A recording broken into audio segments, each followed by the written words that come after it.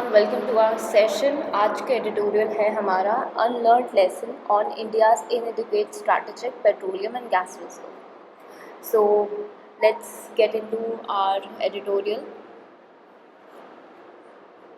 Last week, the center hiked retail petroleum product price after a gap of 4 years. This was expected since the government had been warning about high crude price and how public sector oil marketing companies had been bleeding heavily due to under recovery. तो यहाँ पे students हमें क्या बताया जा रहा है कि सेंट्रल गवर्नमेंट ने पूरे 4 साल के लंबे गैप के बाद आम जनता के लिए पेट्रोल और डीजल के रिटेल दाम बढ़ा दिए हैं। ये मूव पहले से ही एक्सपेक्टेड था क्योंकि गवर्नमेंट ने काफ़ी टाइम से इंटरनेशनल मार्केट में क्रूड ऑयल यानी कच्चा तेल के आसमान छूती कीमतों के बाद भी हमें वार्निंग दे रहे थे। इसके अलावा स्टेट ओन्ड फ्यूल कंपनीज जैसे कि IOCL, BPCL भारी फाइनेंशियल लॉस झेल रही हैं, यानी हेविली ब्लीड हो रही हैं, क्योंकि वो पब्लिक को लगातार लागत से कम दाम पर तेल बेच रही है। ठीक है, और यहीं पे आप देख सकते हैं एक वर्ड यूज़ हुआ है स्टूडेंट्स, हाइक। ठीक है, अब हाइक का मतलब क्या होता है यहाँ पे, सेंट्रल हाइक। तो हाइक यहाँ पे एक वर्ब की तरह यूज़ हुआ है, इंक्रीजिंग शार्पली। ठीक है, और जैसे कि आप देख सकते हैं एक और फ्रेज़ यहाँ पे इडियोमैटिक फ्रेज़ यूज़ हुआ है which is bleed heavily. Bleed heavily का मतलब क्या होता है, आप किसी सीवियर प्रॉब्लम को फेस कर रहे हो या कंटिन्यूशल फाइनेंशियल लॉसेस झेल रहे हो। और अंडर रिकवरीज का मतलब क्या होता है स्टूडेंट्स, अंडर रिकवरीज का मतलब होता है कोई भी नॉन फाइनेंस, ये एक नाउन है और एक ये फाइनेंशियल टर्म है। यहाँ पे हमें बताया जाता है difference between cost price of importing processing oil and the actual regulated selling price जो कि कस्टमर्स को मिलता है। इस पर्टिकुलर पैसेज में जो ग्रामर स्ट्रक्चर हमने यहाँ पे एडिटर ने यूज़ किया है वो क्या है, पास्ट परफेक्ट कंटिन्यूस टेंस में यूज़ किया गया है, क्योंकि जैसे कि आप देख सकते हैं हैड बीन वार्निंग और हैड बीन ब्लीडिंग का यूज़ हुआ है। ये दिखाता है कि कोई एक्शन पास्ट में एक पॉइंट पे प्राइस हाइक होने से पहले तक कंटिन्यूस चल रहा था। ठीक है, और यहाँ पे एक और चीज़ है स्टूडेंट, जैसे कि आपकी RC और इंटरफेरेंस क्वेश्चंस आते हैं, तो यहाँ पे आपको पूछा जा सकता है कि गवर्नमेंट ने प्राइस क्यों बढ़ाए, क्योंकि हाई ग्लोबल क्रूड प्राइस की वजह से अंडर रिकवरीज हो रही थी, जिससे OMCs और बाहरी ऐसी कंपनीज को भारी लॉस झेलना पड़ रहा था, उठाना पड़ रहा था। ठीक है, now let's move to second passage. It was also expected that this would happen after the results of 5 assembly election, but Prime Minister appealed for austerity due to the drain of foreign exchange. The sharp depreciation of the rupee in recent months and April inflation prints point to a much deeper problem that India could have addressed decades earlier. The country's inadequate strategic petroleum and gas reserve. तो यहाँ पे लोग पहले से ही जानते थे कि government ने इलेक्शंस में पॉलिटिकल नुकसान से बचने के लिए प्राइस हाइक को 5 राज्यों की असेंबली इलेक्शन के रिजल्ट्स आने तक रोक रखा था, लेकिन असल सिचुएशन इस टेम्प्रेरी प्राइस हाइक से कहीं ज़्यादा बुरी है। PM ने अपने पूरे देश से ऑस्टेरिटी यानी खर्चों में बड़ी कटौती के बारे में आगे अपील करी है, क्योंकि महंगा तेल खरीदने से देश को फॉरेन एक्सचेंज यानी डॉलर रिजर्व तेज़ी से ख़त्म हो रहा है। इसके साथ ही डॉलर के सामने रुपए की तेज़ी से रुपए जो है हमारा इंडियन रुपी वो कमज़ोर हो रहा है, डिप्रिसिएट हो रहा है। और अप्रैल की हाई इन्फॉर्मेशन डाटा से साफ ये चीज़ दिख भी रही है कि आम चीज़ों में के प्राइजेस में डेंजरसली वो बढ़ते जा रहे हैं। ये सारे साइंस एक बड़ी प्रॉब्लम के हैं, और इसी तरह से अगर चलता रहा तो जिस इंडिया देश को पहले ही ये सारी चीज़ों पे फोकस करना था, और वो है देश के पास इमरजेंसी के लिए पर्याप्त ऑयल और गैस रिजर्व्स ना होने की प्रॉब्लम। ठीक है, अब यहाँ पे हम देखते हैं हमारा जो वर्ड है ऑस्टेरिटी, इसका मतलब क्या होता है स्टूडेंट्स। ऑस्टेरिटी एक नाउन है, यानी स्ट्रिक्ट इकोनॉमिक कंडीशन या फिर discipline impose by government to reduce deficit, यानी कटिंग डाउन स्पेंडिंग या फिर कंज्यूमिंग लेस। मतलब आप अपने खर्चे कम कर रहे हैं और आप कम कंज्यूम कर रहे हैं। डेप्रिसिएशन आप सबको पता है, डेप्रिसिएशन का मतलब होता है किसी भी चीज़ में, किसी भी एसेट में रिडक्शन आना या गिरावट होना। जैसे कि हमारा रुपी आज वीक हो रहा है अगेंस्ट यूएस डॉलर। और यहाँ पर हमें एक और चीज़ देखनी है, इनएडुकेट का वर्ड का यूज़ हुआ है, ये एक एडजेक्टिव है, यानी इनसफिशिएंट इसका मतलब होता है, या फिर पूरा इनफ नहीं है ये। यहाँ पर आपसे इस पैसेज में एक क्वेश्चन अराइज हो सकता है यहाँ पे कि यहाँ ऑथर का टोन इंफॉर्मेटिव से क्या टोन है, क्या थीम है, ऐसे क्वेश्चन आ सकते हैं। तो यहाँ पे ऑथर का टोन इंफॉर्मेटिव से बदल कर क्रिटिकल हो रहा है, ठीक है। पहले वो हमें इन्फॉर्म कर रहे थे, अब वो चीज़ क्रिटिकल हो रही है। इस पूरे पैसेज का सेंट्रल थीम यहाँ इंट्रोड्यूस है कि इंडिया का एनर्जी रिजर्व ना बन पाना का सिस्टमैटिक फेलियर, ठीक है। ये हमारा पूरा इसका थीम है, पूरे सेंट्रल थीम है इस पैसेज का। Now let's move to our different passage. India did build out a strategic petroleum reserve SPR about 36.7 million to 39 million barrel, a program conceived following the post 1991 vulnerability and formalized in the early 2000s. But today, this covers about 7 days of consumption demand at 5.5 million barrel per day (MBPD). ठीक है, combined with inventories of OMCs and import covers this amount to more than 70 days of stock. तो यहाँ पे students हमें क्या बताया रहा है कि सच्ची कहानी तो ये है कि इंडिया ने इमरजेंसी ऑयल बैकअप सिस्टम जो है वो उसे बनाने की ज़रूरत था, जिसमें लगभग 36.7 से 39 मिलियन बैरल ऑयल स्टोर किया जा सकता है। ये प्लान सबसे पहले 1991 के बड़े इकोनॉमिक क्राइसिस के बाद सोचा गया था, जब देश की वल्नरेबिलिटी यानी कमज़ोरी सामने आई थी, और इसका ब्लूप्रिंट अर्ली 2000s में पास हुआ। लेकिन आज इंडिया का डेली कंजम्पशन ही 5.5 बैरल्स है, इसलिए अगर बाहर से इंपोर्ट बिल्कुल बंद हो जाए तो ये इमरजेंसी बैकअप सिर्फ 7 दिन के लिए ही चल पाएगा। अगर हम कंपनीज़ के कॉमर्शियल स्टॉक यानी इन्वेंटरीज और रास्ते में चल रहे जो तेल को भी जोड़ दें तो तब जाकर लगभग 70 प्लस दिन की टोटल सप्लाई बनती है हमारी, ठीक है। यहाँ पे स्टूडेंट्स आपने जैसे देखा है, यहाँ पे एक वर्ड यूज़ हुआ है कंसीव्ड। कंसीव्ड क्या है स्टूडेंट? एक वर्ब है जो कि हमें बता रहा है, एक आइडिया दे रहा है कि जो प्लान उनके माइंड में था उस बारे में हमें बता रहा है। सेकंड वर्ड यहाँ पे यूज़ हुआ है वल्नरेबिलिटी। इसका मतलब क्या होता है? ये पहली चीज़ नाउन होता है और state of being exposed to a possibility of being act और हार्म। मतलब आपकी वीकनेस, आपकी जो पॉसिबिलिटी है कि लोग आपकी इस चीज़ पे टारगेट कर सकते हैं, आपको अटैक कर सकते हैं, उसको हम बोलते हैं वल्नरेबिलिटी, ठीक है। और इन्वेंटरीज एक इकोनॉमिक टर्म है, ये एक नाउन है स्टूडेंट्स। और इन्वेंटरीज का मतलब क्या होता है स्टूडेंट्स? इन्वेंटरीज का मतलब होता है गुड्स या रॉ मटेरियल जो कि स्टॉक माना जाता है एक बिजनेस का, ठीक है। अब एग्ज़ाम पॉइंट ऑफ व्यू से अगर देखें स्टूडेंट्स तो यहाँ पे हमारा डाटा इंटरप्रिटेशन जो आरसी में आता है वो यहाँ से बन सकता है।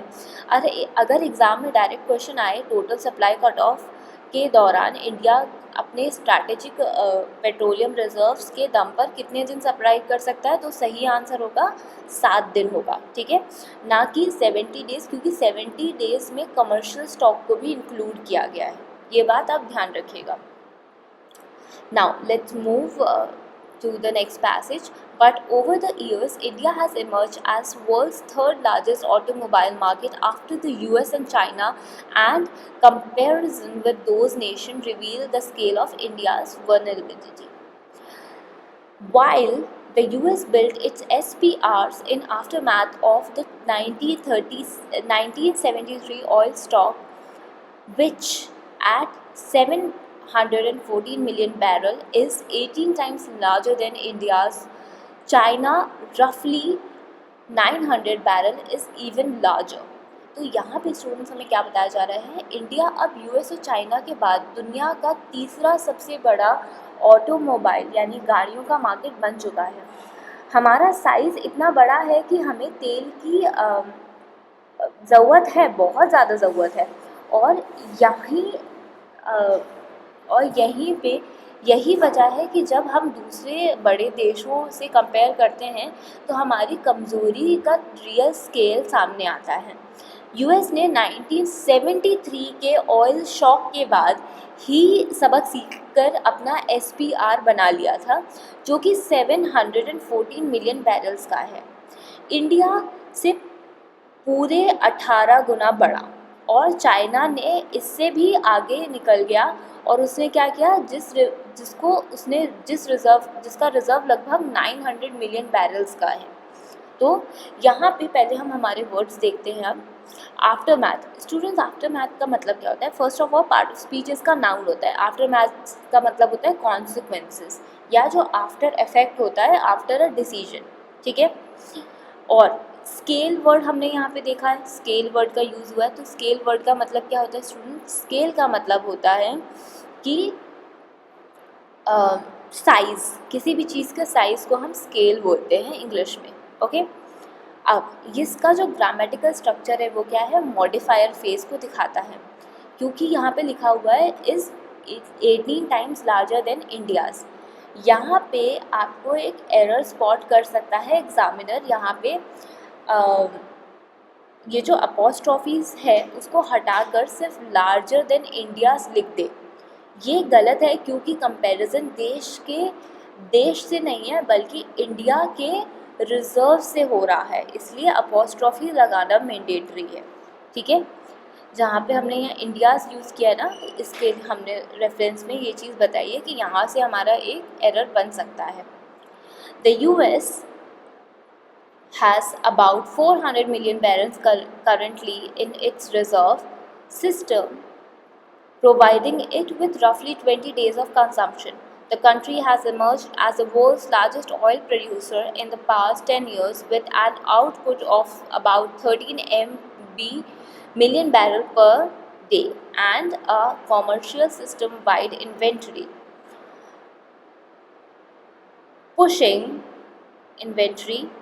pushing it above 90-day mark recommended by International Energy Agency for reserves. तो यहाँ पे स्टूडेंट्स हमें क्या बताया जा रहा है? करंटली यूएस के पास अपना रिजर्व सिस्टम में लगभग 400 मिलियन बैरल्स का तेल भरा हुआ है, जो उन्हें 20 दिन का स्टैंड अलोन बैकअप देता है। इसके अलावा पिछले 10 सालों में यूएस ने खुद दुनिया का सबसे बड़ा ऑयल प्रोड्यूसर बनकर उभरा है, जो daily 13 million barrel per day तेल प्रोड्यूस करता है।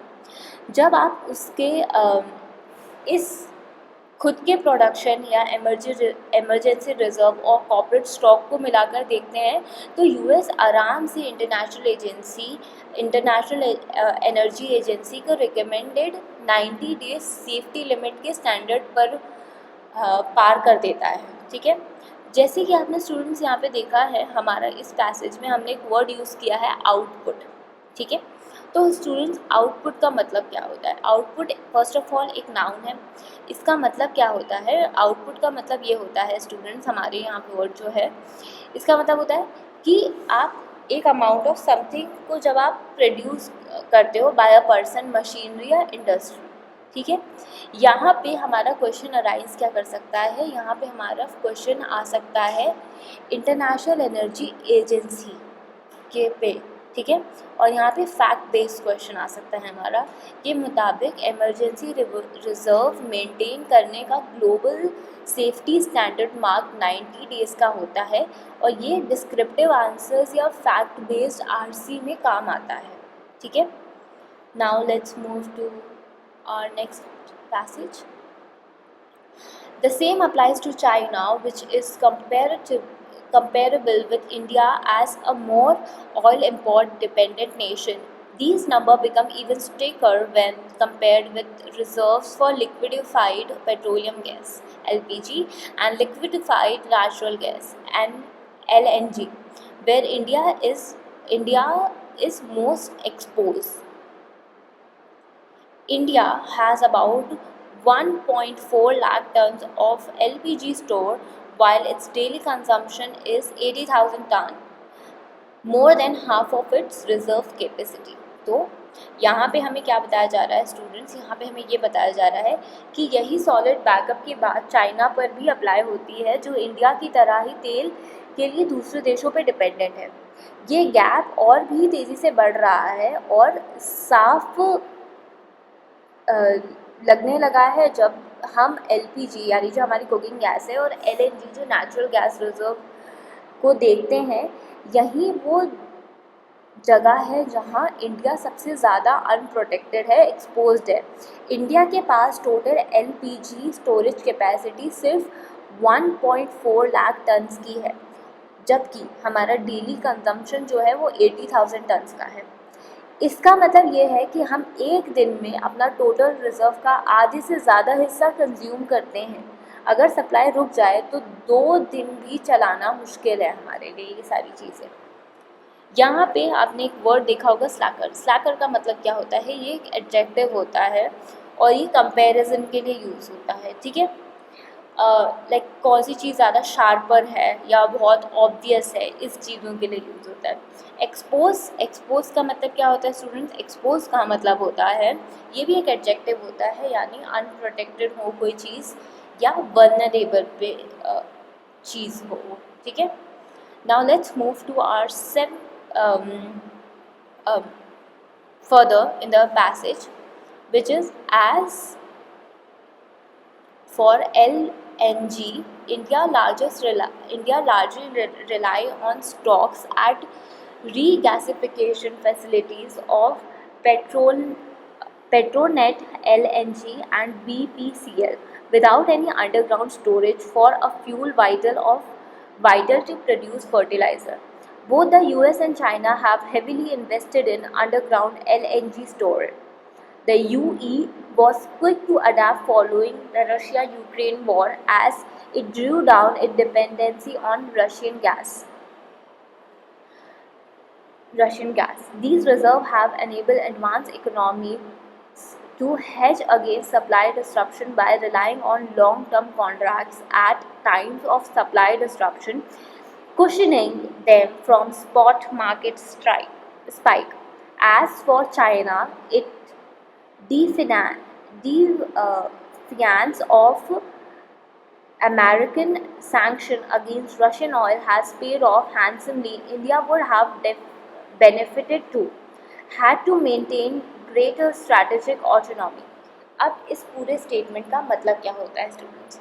यहाँ पे अगर LNG जो हमारी नेचुरल गैस की बात करें तो जो देश में फर्टिलाइज़र्स यानी खाद बनने के लिए सबसे ज़्यादा वाइटल है, ज़रूरी फ्यूल है, तो इंडिया के पास खुद का कोई सरकारी अंडरग्राउंड स्टोरेज नहीं है।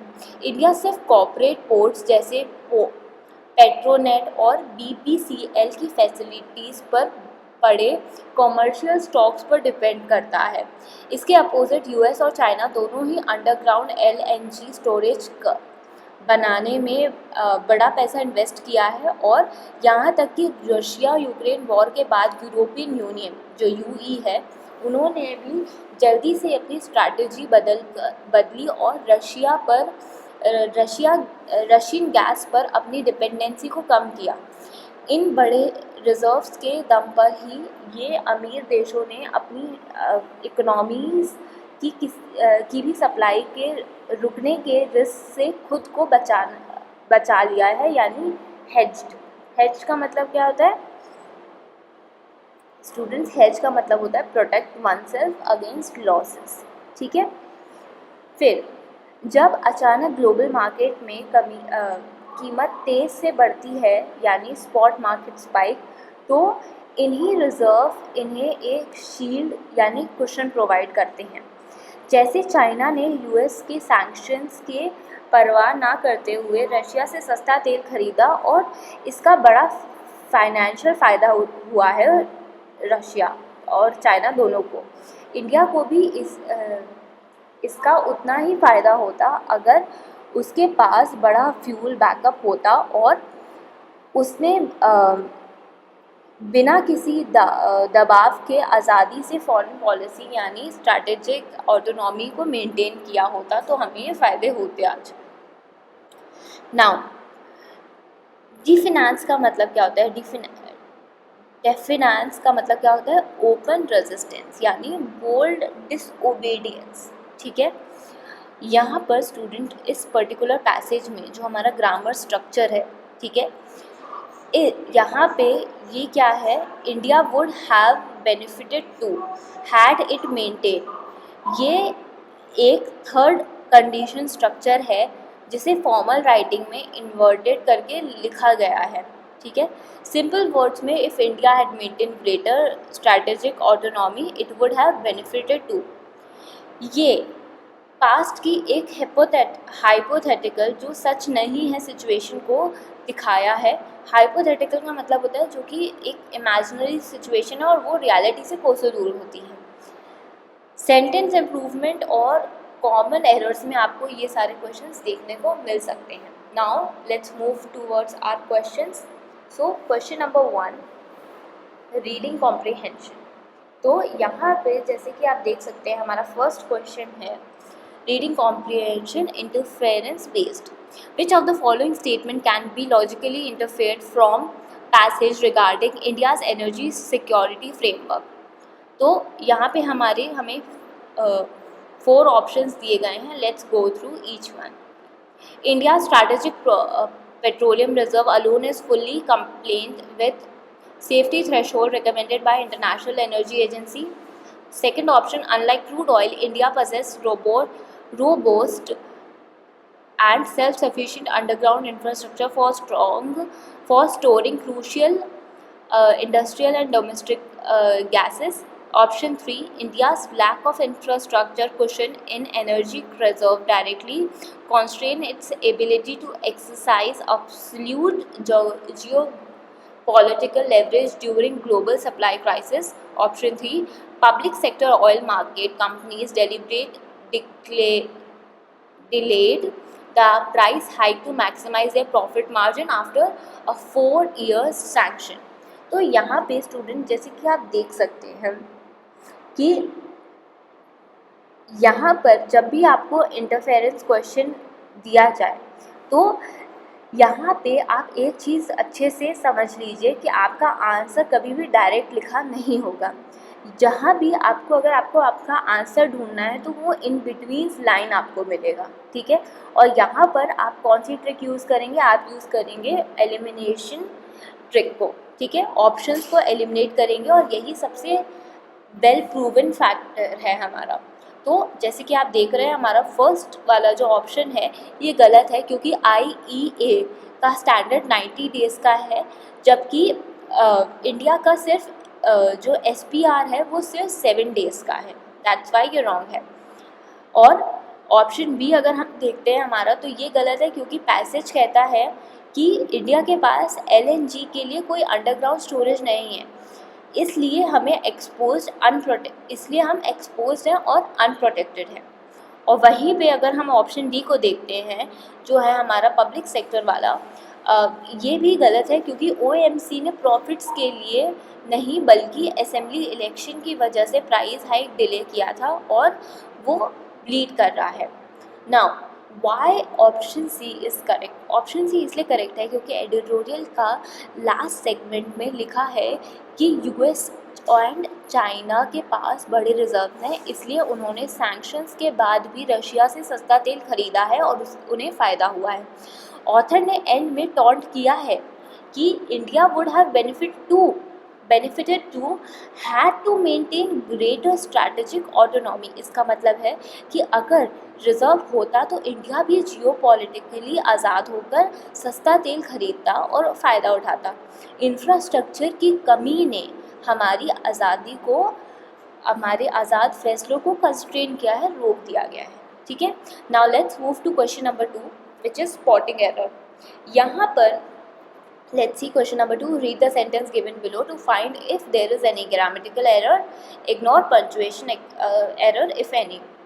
While the US built its SPRs in the aftermath of the 1973 oil stock, which at 714 million barrel is 18 times larger than India, China's roughly 900 million barrel is even larger. यहाँ पे हमें हमें दिए गए हैं हमारे ऑप्शंस इसी फॉर्म में, और हमें बताना है कौन सा करेक्ट है कौन सा करेक्ट नहीं है। यहाँ पे जो हमारा पहली चीज़ जो हमारी टेक्निक यूज़ होगी, स्टूडेंट्स बैंकिंग एग्जामिनेशन में पैरेललिज्म बहुत ही कॉमन चीज़ होती है जो कंपैरिजन के टाइम पे पूछी जाती है। फॉर एग्ज़ाम्पल, अगर मैं आपको एक स्टेटमेंट दूँ, my car is bigger than you, तो यहाँ पर मैं गाड़ी को कंपेयर कर रही हूँ एक इंसान से जो कि रॉन्ग है। बट वहीं पे अगर मैं आपको ये एग्जांपल दे रही हूँ that my car is bigger than yours और बिगर देन योर कार, तो ये करेक्ट हमारा सेंटेंस होता है कंपैरिजन का। यहाँ पे अगर हम देख रहे हैं तो इस पर्टिकुलर स्टेटमेंट में हमारा जो करेक्ट आंसर है वो है ऑप्शन सी। अब ऐसा क्यों है? करेक्शन है यहाँ पर क्योंकि जो हमारा एरर है वो हमारा ऑप्शन सी में इसलिए है क्योंकि लार्जर देन इंडिया गलत है। ठीक है, लार्जर देन इंडिया ये एक गलत वर्ड है। यहाँ पर कंपैरिजन यूएस के रिजर्व से हो रहा है 714 मिलियन बैरल से, और इंडिया के रिजर्व के बीच में हो रहा है। ठीक है, ना कि यूएस के रिजर्व और इंडिया देश के बीच में हो रहा है, कंट्री के बीच में नहीं हो रहा है। रिजर्व से कंट्री के बीच में नहीं कर रहे हैं हम, रिजर्व से रिजर्व के बीच में कंपैरिजन कर रहे हैं। तो यहाँ पे जो करेक्ट वर्जन होगा वो क्या होगा? लार्जर देन इंडियाज या larger than that of India होना चाहिए था, तो ये करेक्ट होता। Now let's move to question number 3. In the context of the editorial, which of the following pair of words can be successfully filled in the blank 1 and 2 respectively to maintain the coherence of the text?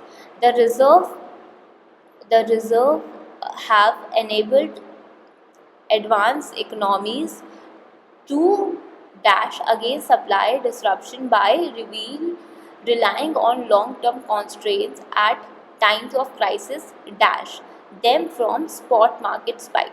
और हमारे पास हमें 5 options दिए गए which is aggravate, vulnerable, hedge, cushioning, yield exposed, scum and isolating, और last option क्या है हमारा? Speculated and boosting. तो यहाँ पे हमारा जो स्ट्रैटेजी होनी चाहिए ये हमारी यहाँ पे होनी चाहिए कि ब्लैंक के आसपास का जो मूड है सेंटेंस में उसको पहचानना पड़ेगा। अगर हमारा कॉन्टेक्स्ट पॉजिटिव है या प्रोटेक्टिव बात कर रहा है तो हम नेगेटिव वर्ड जैसे वल्नरेबल और एक्सपोजिंग को पहले ही एलिमिनेट कर देंगे। ठीक है, सो जो हमारा फर्स्ट यहाँ पे पहली चीज़ है करेक्ट कॉन्टेक्स्ट जो है, सेंटेंस हमारा जो है वो बात कर रहा है एडवांस इकोनॉमीज़ की तारीफ़ कर रहा है और रिजर्व्स होने की वजह से वो खुद को नुकसान से बचा रहा है एंड प्राइस हाइक से वो अपने आप को प्रोटेक्ट कर रहा है। तो यहाँ पे जो फिलिंग वर्ड्स होने चाहिए वो ऐसे वर्ड्स होने चाहिए जो कि हों हेज। जैसे हेज का मतलब क्या होता है स्टूडेंट्स? हेज का मतलब होता है हमारा फाइनेंशियल टर्म होता है फर्स्ट ऑफ ऑल हेज, जिसका मतलब होता है कि लॉसेस से खुद को इंश्योर कर देना या बचाना। ठीक है, और यहाँ पे हमारा कॉन्टेक्स्ट भी हमें बचाने की बात कर रहा है। सेकंड ऑप्शन अगर हम देखें कुशनिंग है, तो cushioning is also good for us because यहाँ पे हम बात कर रहे हैं प्रोटेक्शन, जो इम्पैक्ट पड़ रहा है या जो एकदम अचानक से सिचुएशन आई है उससे प्रोटेक्शन हम के बारे में बात करी जा रही है। बाकी सारे जो हमारे ऑप्शंस हैं वो नेगेटिव है। जैसे एग्रीगेट, तो एग्रीगेट का मतलब क्या होता है? एग्रीगेट का मतलब क्या होता है स्टूडेंट्स? एग्रीगेट का मतलब होता है कि बढ़कर बताना। स्कम का मतलब होता है हार मान लेना। तो ये सारे जो हमारे कॉन्टेक्स्ट में फिल ही नहीं हो सकते, इससे जो हमारा करेक्ट ऑप्शन है वो है option B. Now let's move to question number 4. Improve the underline part of sentence. If the sentence is grammatically correct, select option E. So, as for China, its defiance of American sanction against Russian oil has paid off handsomely. India would benefit too had to maintain greater strategic autonomy. तो यहाँ पे student जैसे कि आप देख सकते हैं, जब भी हमारा वर्ड हमें यहाँ पे यूज़ किया हो हैड इट, ठीक है, यहाँ पे हमारा वर्ड यूज़ हुआ है हैड इट, तो यहाँ पर आपको बिना कुछ सोचे समझे दूसरे पार्ट में आँख बंद करके यहाँ पे क्या आना चाहिए, हमारा option would have plus verb का थर्ड फॉर्म चेक करना है हमें, ठीक है। तो अगर हम यहाँ पे हमारा ऑप्शंस देखते हैं तो हमारा ग्रामर रूल क्या है कि third condition clause past unfulfilled action का रूल यहाँ पे लगेगा। इसका स्ट्रक्चर क्या होता है, इफ़ प्लस पास्ट परफेक्ट यानी हैड प्लस वर्ब का third form, subject plus would have plus verb का थर्ड फॉर्म, और इसका इन्वर्स फॉर्म क्या होना चाहिए, अगर हम इफ़ को हटा दें और वहाँ पे हैड पहले आ जाता है तो क्या होगा, had plus subject plus verb का third form, then subject plus would have plus verb का थर्ड फॉर्म। इस पैसेज के अकॉर्डिंग पास्ट की बात हो रही है, इंडिया का जो फ़ायदा होता है पास्ट में, अगर उसे ऑटोनॉमी उसने ऑटोनॉमी रखी होती, ठीक है, इसलिए would have benefited had it maintained बिल्कुल परफेक्ट है, ठीक है। इसलिए जो हमारा ऑप्शन है वो ऑप्शन यहाँ पे सी है, जहाँ पे करेक्शन रिक्वायर्ड है। Now let's move to question number 5. Synonyms and antonyms. Choose the word that is most opposite in the meaning to the word defiance as used in passage. Rebellion, contumacy, compliance, confrontation and recalcitrance. तो यहाँ पे students जो हमारा word यहाँ पे हमारा use हुआ है डिफिएंस, इसका मतलब क्या होता है कि चाइना ने अमेरिकन सैंक्शंस का डिफिएंस किया, और इसका मतलब क्या बन के आया कि उनकी बात नहीं मानी और उसको खुलकर विरोध किया, रेजिस्ट किया, ठीक है। तो इसका मतलब इसका अभी हमें अपोजिट ढूंढना है, यानी ऑटोनॉमस पूछा गया है हमसे।